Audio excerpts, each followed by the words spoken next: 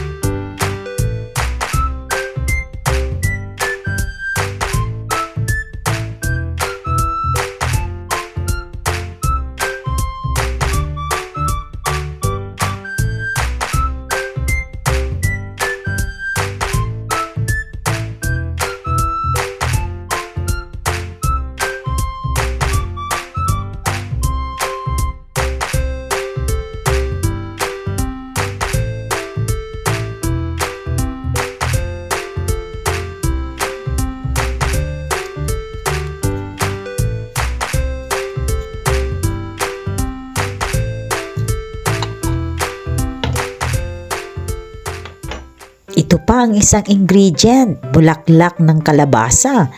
Tanggalin natin ang unang bahagi ng kanyang balat. Ito kasi yung medyo matigas at medyo magaspang, kaya kailangan natin itong tanggalin. Ang bulaklak ng kalabasa guys ay kasing sustansya din po ng bunga ng kalabasa at bunga ng malunggay. Maraming nutrients na nakukuha nito. At masarap ito dahil manamis-namis siya. Medyo matrabaho lamang po ang paglilinis nito dahil kailangan mo pa siyang isa-isahing linisan o tanggalan ng mga balat.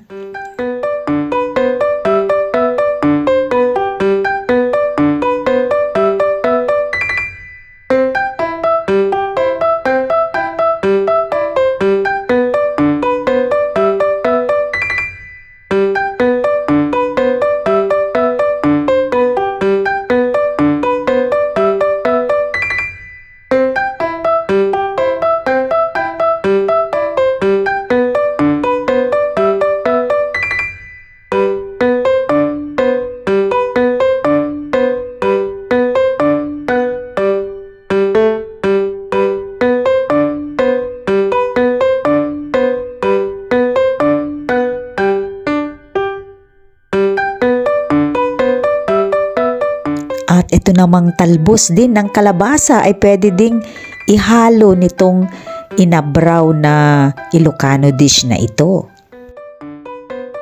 Ang talbos po ng kalabasa ay kagayad lang din po ng bulaklak ng kalabasa na aalisin ang balat dahil magaspang po ito.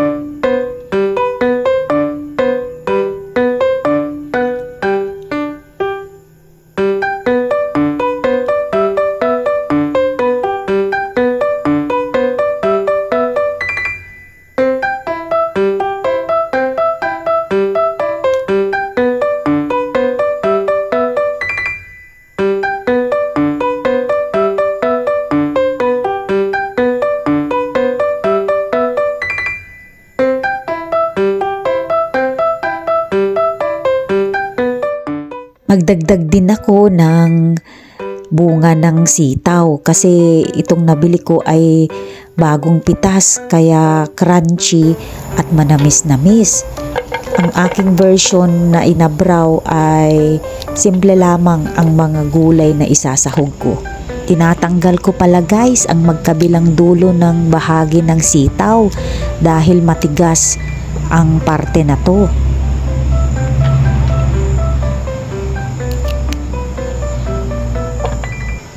Ang inabraw na version ko ay ito lamang po ang kanyang mga sahog, bulaklak at talbos ng kalabasa, sitaw at bunga ng malunggay. Siyempre samahan natin ng mga rekado kagaya ng luya, sibuyas at kamatis. Siyempre po bago natin iluto, kailangan muna natin hugasan para masiguridad ang kalinisan ng mga sahog.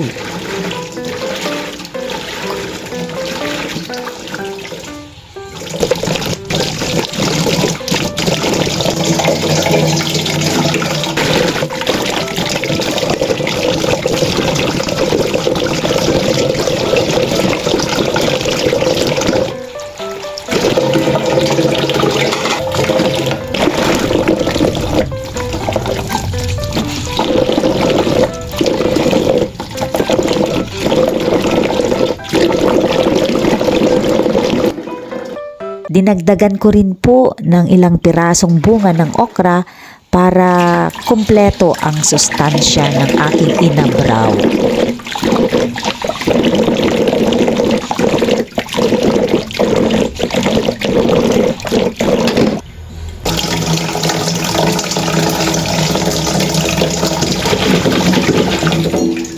Ginayat ko na rin ang mga rekado kagaya ng kamatis, luya, at sibuyas. At ready to cook na. Isalang na natin ang stock pot na may 2 hanggang 3 baso ng tubig. Pakuluan natin ito. Pag kumukulo na ang tubig, lalagyan na natin ng bagoong. Opo, bagoong. Dahil ang mga Ilocano, mostly mga Ilocanos, ay mahilig sa bagoong o fish sauce. Isama na rin natin ang mga rekado para kasabay sa pagpapakulo ng bagoong. Takpan ito at pakuluan ng 1 hanggang 2 minuto. Pagkatapos nun, ilagay na ang bunga ng malunggay at ang sitaw. Ito yung mga matitigas na ingredients ng aking inabraw. At pakuluan natin, takpan ng 2 to 3 minutes. Pag medyo malambot na sila. Ang sarap na rin ng amoy. Amoy ng gulay. Imekos-mekos lang natin ng sandali para yung ibabaw ay maluluto rin. And then, isahog na natin ang okra at ang tangkay ng bulaklak ng kalabasa. Iniwan ko po yung bulaklak nito kasi madaling maluto lamang po ito at lagyan na rin ng pampalasa kagaya ng magic sarap. At takpan, pakuluan ng siguro 1 to 2 minutes lang po ito. Pagkatapos nito, ayan, medyo malambot na siya. Minekos ko lang ng sandali at tinikman ko po para malaman ko kung sakto lang ba ang lasa. Medyo natabangan po ako kaya naglagay po ako ng asin. Depende po sa inyong panlasa. Pagkatapos po nito, ay pwede nyo nang ilagay ang bulaklak at yung mga dahon ng kalabasa. Madali lang po ito maluto, mga 1 minute lang po yan luto na.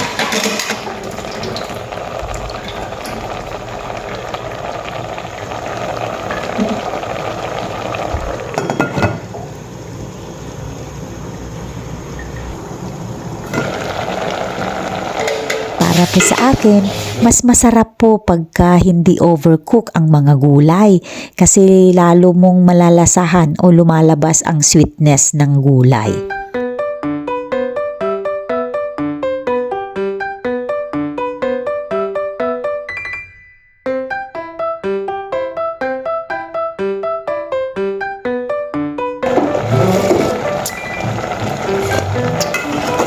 Ayan, sakto na ang lasa para sa akin. At ang gulay ay luto na rin. Hindi ko po ito in-overcook, kaya pwede nang i-turn off ang kalan. At ayan na, kainan na. Let's eat guys. This is my inabraw version, an Ilocano dish in our province.